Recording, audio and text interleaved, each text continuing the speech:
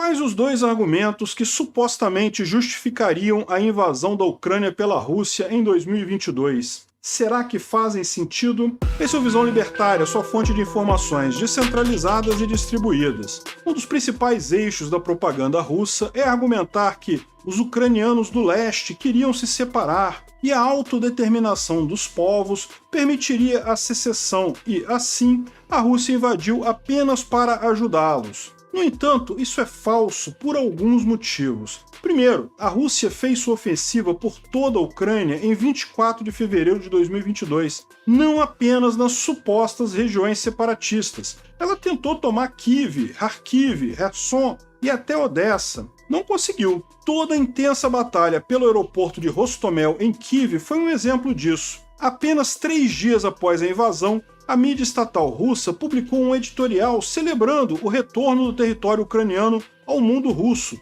E, para complementar, transmitiu na TV mapas que mostravam a Ucrânia já como parte da Rússia, inclusive a Transnistria. Se Putin queria libertar o Donbás, por que não focou seus esforços apenas naquela região? Talvez até teria conseguido. Porém, sabemos que isso é falso. O que o Putin queria era conquistar toda a Ucrânia. Além disso, a narrativa de libertação também perde significado quando ele próprio anexa as regiões ocupadas como parte integrante da Rússia. Ele fez isso no dia 30 de setembro de 2022. E além do Donbás, Putin anexou Kherson e Zaporíjia, 2 regiões onde não existiam quaisquer conflitos anteriores, como havia em Luhansk e Donetsk. Portanto, Putin invadiu, destruiu tudo e anexou de forma colonizadora essas regiões. Falar em libertação de Donbás não faz o menor sentido. Outro motivo é que nunca houve o chamado movimento separatista por parte de ucranianos no leste do país. Uma evidência que corrobora isso é a pesquisa da Pew Research, publicada na primavera de 2014, que reportou que 70% dos ucranianos do leste não apoiavam a secessão da região. Então quer dizer que 30% apoiavam? Não, pois 12% responderam que não sabiam, e somente 18% queriam a independência de fato. E, dentre os falantes de russo no leste ucraniano, apenas 27% desejavam a separação, 58% queriam permanecer na Ucrânia, e 15% não souberam responder. Portanto, mesmo entre a minoria falante de russo, alegadamente oprimida, segundo os influencers pró-Rússia, somente 27% de fato queriam a independência. Logo, também é falso que os civis do leste da Ucrânia queriam a secessão de Donbás. No total, 70% não queriam e 12% não tinham posicionamento sobre o assunto. E agora, todos eles vivem sob o domínio russo. Que justificativa é essa de invasão em que só 18% da população impõe sua vontade sobre os 82% restantes? E, sobretudo, a base da violência mais brutal que existe. A pesquisa citada deixa o referendo realizado pelos russos no verão de 2014 ainda mais absurdo. Segundo tal referendo, 89% dos cidadãos ucranianos do leste optaram pela independência. Isso é, em poucos meses, os 18% de separatistas da região teriam se transformado em 89%? Que milagre é esse? É claro que o referendo foi ilegal e completamente falso. E surpreendendo um total de 0 pessoas, o G1 aqui no Brasil reportou como se fosse algo legítimo. Quem acusa o Visão Libertária de repetir a grande mídia age de má fé, pois a imprensa tradicional brasileira é que vem repetindo a narrativa russa desde 2014. O outro eixo da propaganda de Moscou é argumentar que a invasão da Ucrânia em 2022 foi justificada para proteger a população da etnia russa em Donetsk e Luhansk. Ela, supostamente, estaria sendo exterminada, e inclusive 14 mil civis já teriam perdido a vida pela mão dos ucranianos. Afirmações como essa são espalhadas no Twitter em praticamente todos os posts relacionados ao assunto da invasão. É uma tentativa de repetir tanto uma mentira até que as pessoas se questionem, mas será que eles não têm razão? E a resposta é imediata: não, não tem razão, é propaganda russa. O 29º relatório do Escritório do Alto Comissariado das Nações Unidas para os Direitos Humanos sobre a situação da Ucrânia, lançado em 2020, fez um mapeamento do número de civis mortos entre 2014 e 2019. O relatório lista o local das mortes, que são principalmente nas cidades que estão na linha de contato entre os exércitos, e mostra também se as mortes foram por morteiros, minas ou armas de fogo, além de especificar as datas dos eventos. Na página 8 do documento, o gráfico com o número de civis mortos desmonta a narrativa russa de que essa seria a justificativa para a invasão da Ucrânia. Segundo o relatório, os números de mortos vinham diminuindo vertiginosamente ano a ano. Em 2014, 2.084 civis perderam a vida. Em 2015, foram 954 baixas civis. Em 2016, esse número diminuiu para 112 mortos, mantendo-se estável em 117 mortes em 2017. Já em 2018, foram 55 baixas apenas. E em 2019, foram reportadas apenas 27 mortes. Ainda, segundo o site statista.com, em 2020, só 26 civis foram mortos. Em 2021, 25 indivíduos. Claro que o assassinato de civis é uma tragédia em qualquer circunstância, mas os números não justificam, uma hipótese alguma, uma invasão russa muito mais violenta que resultou num número muito maior de mortes de civis. Apenas como base de comparação, segundo dados do Instituto de Segurança Pública em 2022, 1.327 pessoas foram mortas no Rio de Janeiro pela Polícia do Estado. Somente em São Gonçalo, 131 pessoas, em Duque de Caxias, 129 pessoas. Compara isso com o número de mortos lá em Donbás. É irrelevante o número lá. Voltando à situação na Ucrânia, se somarmos o número de civis mortos nos 4 anos anteriores à invasão, de 2018 a 2021, temos oficialmente 133 baixas civis, ou seja, 4 anos de conflito na Ucrânia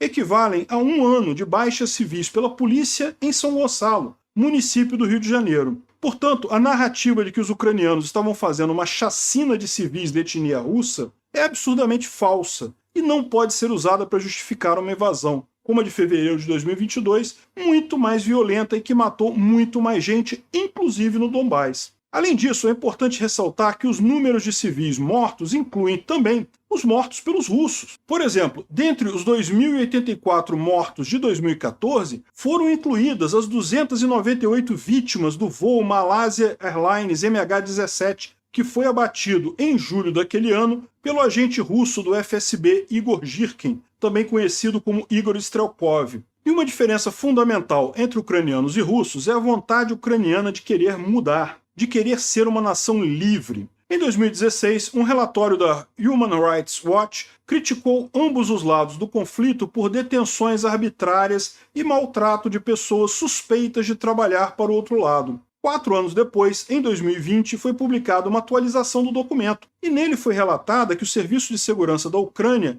liberou seus detidos irregulares até o final de 2016, e o Ministério Público Militar ucraniano abriu uma investigação sobre os supostos abusos relatados, embora o inquérito tenha feito pouco progresso até a data do relatório. Por outro lado, a imagem do lado russo era muito diferente. Ainda de acordo com a Human Rights Watch, nenhuma medida foi tomada para investigar ou pelo menos coibir os sequestros e abusos nas, entre aspas, repúblicas populares de Donetsk e Luhansk. Do lado separatista, não havia casos isolados que precisavam ser remediados e ter seus responsáveis punidos. O que havia eram abusos sistemáticos com detenções arbitrárias, torturas, presos sem comunicação com o mundo externo, além de confissões forçadas e julgamentos sigilosos. Além disso, os russos sequestravam e espancavam jornalistas de forma sistemática. Os estrangeiros ainda possuíam uma maior chance de saírem vivos do que os nativos ucranianos. Uma reportagem investigativa cita até que jornalistas foram raptados em Sloviansk, em Donetsk, e depois trocados por quantias em torno de $1.000. Se os soldados russos saqueiam panelas e micro-ondas das casas ucranianas, fazer sequestro almejando $1.000 é um grande negócio. Antes da invasão em larga escala de 2022, a região ocupada pelo Donbás já estava congelada no tempo. Na verdade, até consideraríamos em pleno retrocesso, num modo de organização pré-iluminista, com o território sendo controlado oficialmente por chefes violentos ou gangsters. Isso fazia sentido, pois a própria Rússia é um estado organizado na moral da máfia, em que envenenar e cair da escada são os métodos convencionais de solucionar disputas. Donetsk, especificamente, se tornou uma terra arruinada, um produto da subcultura da violência mafiosa com um nacionalismo russo totalitário. Putin prefere ver seu território vizinho completamente miserável do que vislumbrar a possibilidade de uma região vizinha próspera e livre, o que poderia inspirar russos a buscarem também a liberdade. Quando os propagandistas russos dizem que a guerra é existencial para a Rússia, o que eles querem dizer é que ela é existencial para o Putin. O autocrata precisa de terras arruinadas em seu entorno por dois motivos. O primeiro é evitar que a população russa seja seduzida pelo ideal da liberdade. O segundo é alimentar pela TV estatal o ressentimento nas pessoas, almejando que elas desprezem o conforto material da Europa. Isso sob a alegação de que a Europa só possui aquilo porque de alguma forma oprime os russos. Assim, Putin, para se manter no poder, precisa controlar completamente não apenas a liberdade da população, mas também toda a sua capacidade imaginativa. Jamais haverá uma massa crítica capaz de demandar mudança de regime quando no seu entorno só há miséria e estados mafiosos. E um pouco mais longe, onde há confronto, foi plantado o ressentimento. Os russos que viajam pela Europa são justamente os filhos da elite, a quem tudo é permitido e que jamais agiriam contra seus privilégios. Quanto ao restante do povo, sem capacidade imaginativa não há capacidade de ação,